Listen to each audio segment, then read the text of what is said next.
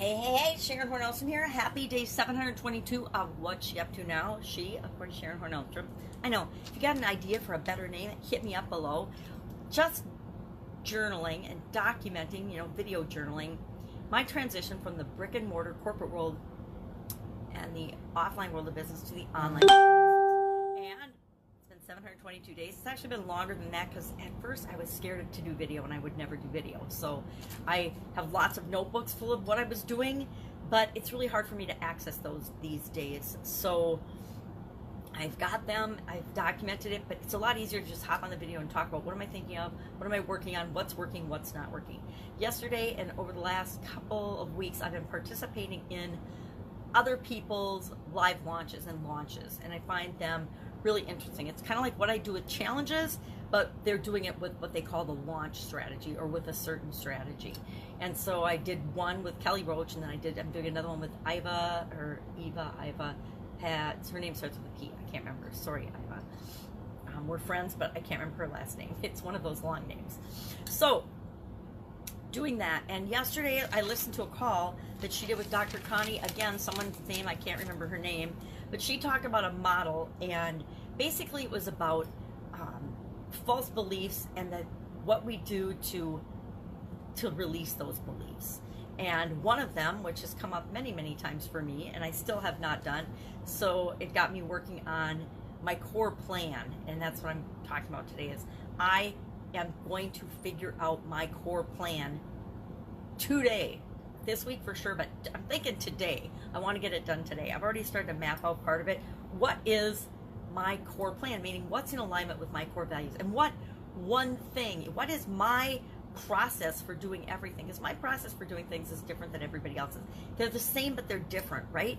We have to take everything that we learn, mulch it all together, and make it our own. Because some things we'll learn and we'll hear, and they'll have no impact on us. Yet they'll be the thing that makes the person next to us ultra successful in whatever area of their life they want to be ultra successful in. And then there'll be another thing that we'll just hear a word or a phrase that will click in our brain, and it will automatically bring all the pieces of a puzzle together and help us solve a problem that maybe we've been trying to solve for decades, but we haven't let ourselves solve it, right? Anyway, she talked about, and she broke it down to 4, and she said 100% of the time, the block, the thing that's holding someone back is one thing, and once you figure out what that one thing is, it opens the floodgates and everything opens up so that you can be successful. And one of those things, of course, the first thing that she mentioned, she called it separation. And she said, you ask yourself the question, is there some false belief or some limiting belief or some lie I'm telling myself about the gap? I'm going to describe it my way. The gap between where I am now and where I want to be. Now, hello people, isn't there always a gap between where we are now and where we want to be? I might be thinking differently, but I think most of us want things. I want a new car. I want a new job. I want a new relationship. I want a new, I want to build a business that changes the world. Whatever it is, there's usually a gap between where we are when we start and where we want to be. So there's always that separation. Now, what do most of us do, or a lot of us do with that separation? We fill it with all kinds of things, all kinds of different things, lots and lots of different things, lots and lots of different interests.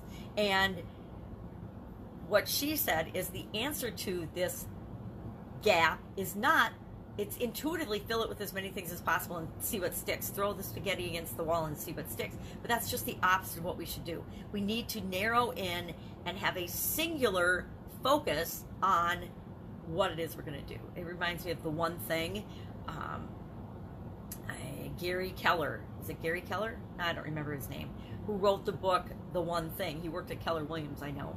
And he wrote the book, The One Thing. And it's become this movement and this phenomenon where instead of multitasking and trying to do a gazillion things all the time, we focus on the one main thing, the one big domino, Russell Brunson calls it, and I think he got that from someone else. But the one thing, I think Tim Ferriss, who got it from someone else. The one thing that if we do that, it'll make a huge difference. It will move us light years ahead, or a way ahead, or a bunch of steps ahead, instead of just one step ahead in the direction that we want to go.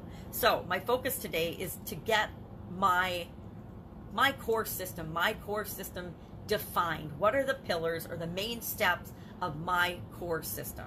And it's really interesting because they've been the same for at least a couple of decades, right? The way I deal with things, the way I process things, my process for handling challenges has been the same for decades, right? Once I figured out what worked for me, I just would do that over and over and over again, and then just refine and tweak the process a little bit along the way. But for the most part, the process is the process. It's still the same.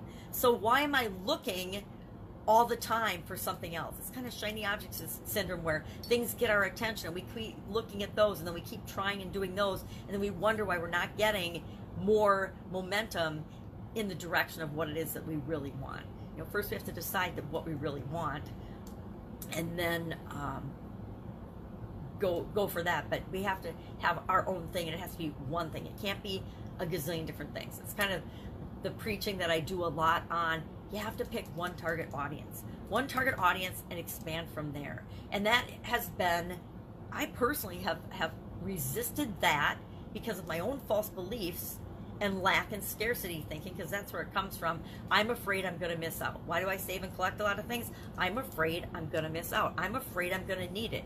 I'm afraid that I can't help everybody if I don't try to serve everybody, which is the biggest crock on the planet, right?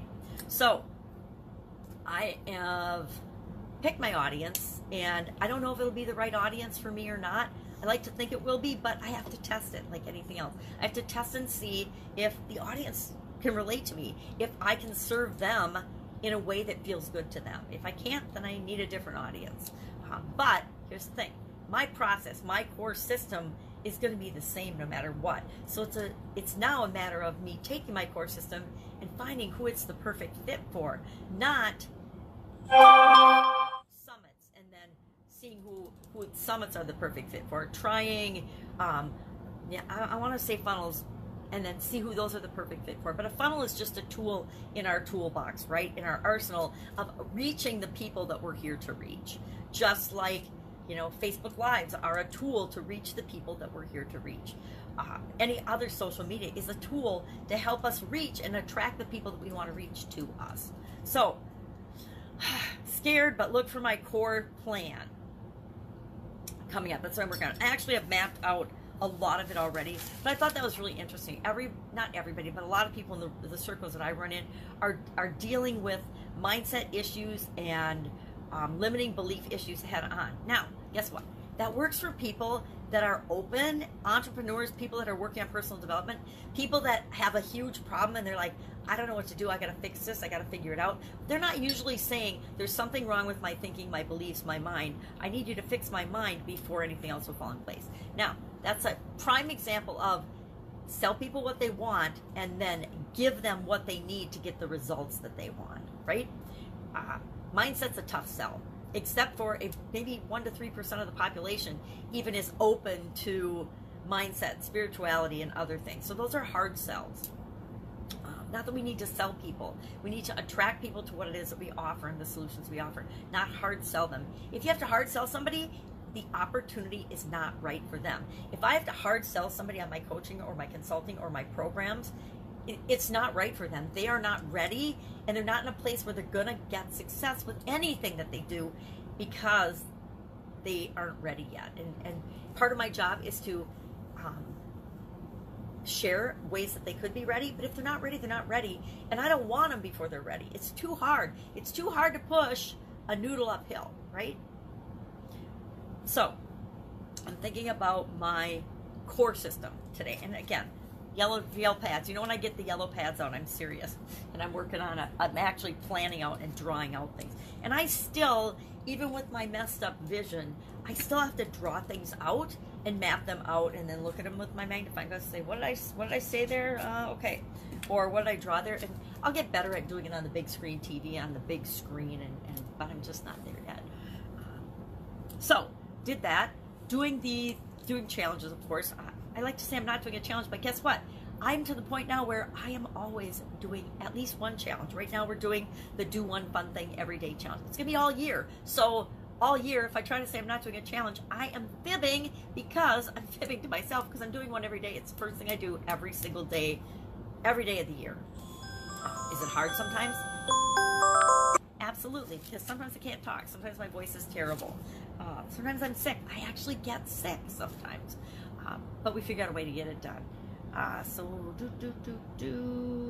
I got a ton of commitments this week. So I'm going to cut it short and say goodbye. If I can help you in any way, shape, or form, hit me up. Be looking for a different way of me launching my challenges going forward in the next couple of weeks. And I think I'll probably announce it today, but I want to get my program together first, when my next live challenge will be. I'm always doing a challenge, but you know, most people aren't up in the morning when I can do my recordings. So I'm thinking for this next live challenge, I will do it at times when people are available. So I might have to change my schedule a little bit and do it in the evenings, after my granddaughter's gone home, or yeah, I'm gonna have to do it in the evenings, I think. I'd like to do a lunchtime one. I'd love to do a lunchtime one, but I'm thinking she comes home right at that time from school, and so that might not work. Might have to do an evening one. So we'll see. Would love you to weigh in on that. Would you like to see lunchtime or evening? Because I can figure out how to make either one work.